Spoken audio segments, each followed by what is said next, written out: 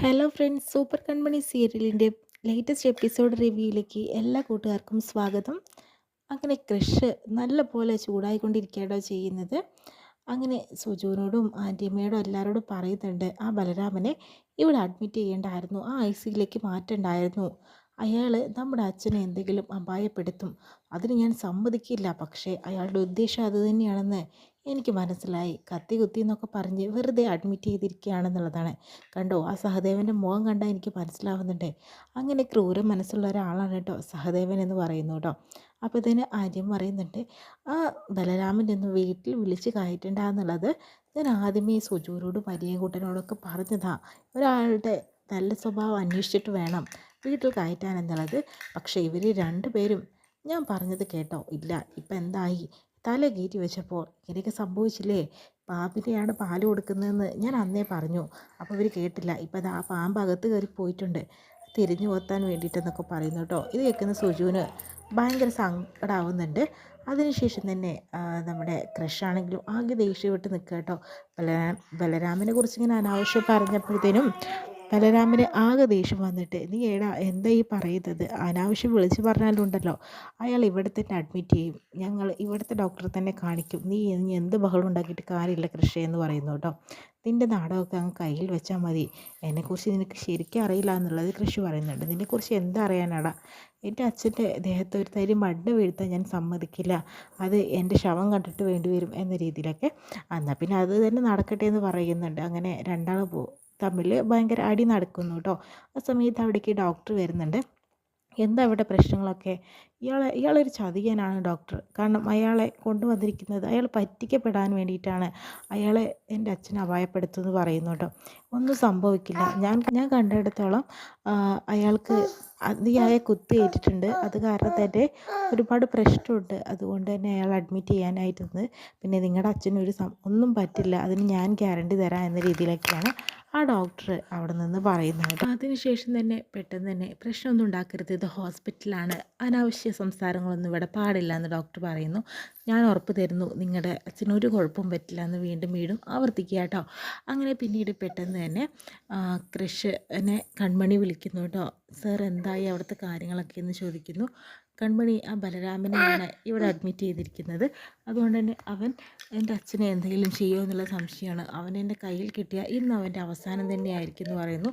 Sir, ഒന്നും പറ്റില്ല, അയാൾക്ക് വയ്യാത്തതുകൊണ്ടല്ലേ എന്ന് പറയുന്നുണ്ട്. അതൊക്കെ അയാളുടെ നാടകമല്ലേ കൺമണി, അല്ലാതെ അയാൾക്കൊരു സംഭവമില്ല, അതൊക്കെ വെറുതെ പറയുന്നതാണെന്ന് പറയുന്നു. എന്തായാലും ഞാൻ നോക്കട്ടെ, വാച്ച് ചെയ്തുകൊണ്ടേ ഇരിക്കണം, അല്ലെങ്കിൽ പ്രശ്നമാണെന്ന് പറയുന്നു. സാറ് ടെൻഷൻ അടിക്കണ്ട, ഞാൻ പെട്ടെന്ന് തന്നെ ഹോസ്പിറ്റലിലേക്ക് വരാമെന്ന് പറയുന്നു കേട്ടോ. പിന്നീട് ഡോക്ടറോട് പറയുന്നുണ്ട്, സുജു എനിക്ക് എനിക്ക് സാഗറിനെ ഒന്ന് കാണണമെന്ന് പറയുന്നു. അപ്പോഴത്തേനും ആർക്കെങ്കിലും ഒരാൾക്ക് കയറി കാണാം കേട്ടോ എന്ന് പറയുന്നു. അപ്പോഴത്തേനും ക്രഷ് പറയുന്നുണ്ട്, ഞാൻ പോയി കണ്ടോളാം എന്ന് പറയുന്നുണ്ട്.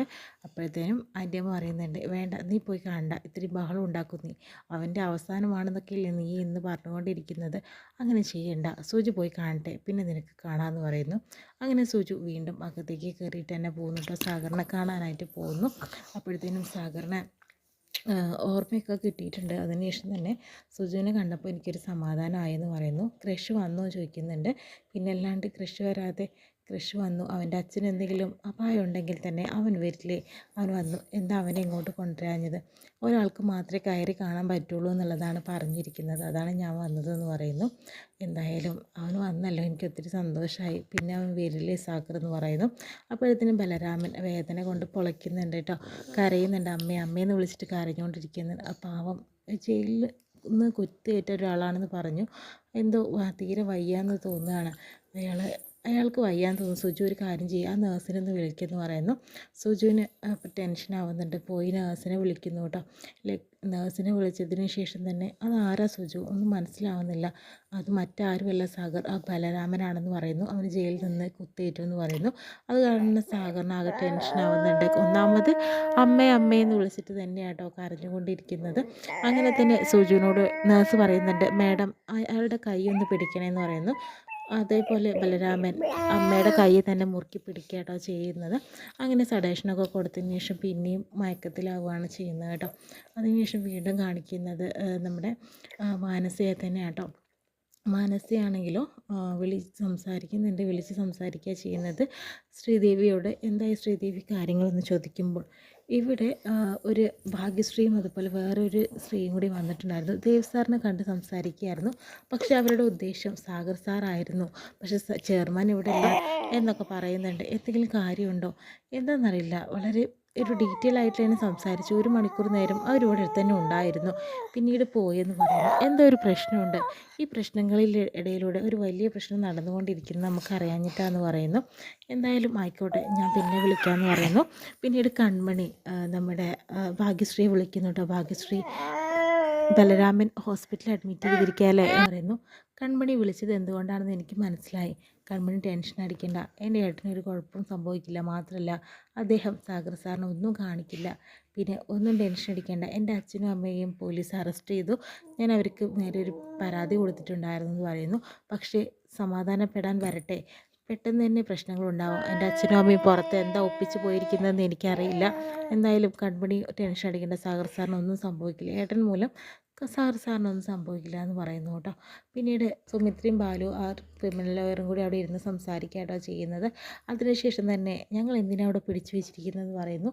നിങ്ങളുടെ മകള് ഞങ്ങൾക്കൊരു പരാതി തന്നു, അവൾ അടിച്ചു, അതുപോലെ റൂമിൽ പൂട്ടിയിട്ടു, ഭക്ഷണം കൊടുത്തില്ല, തല്ലുകയാണെന്നൊക്കെ പറഞ്ഞിട്ട് എന്തൊരു ക്രൂര മനസ്സുള്ള അച്ഛനും അമ്മയാണ് നിങ്ങൾക്ക് പേരിൽ അവൾ കേസ് തന്നിരിക്കുകയാണ് എന്ന് പറയുന്നു കേട്ടോ.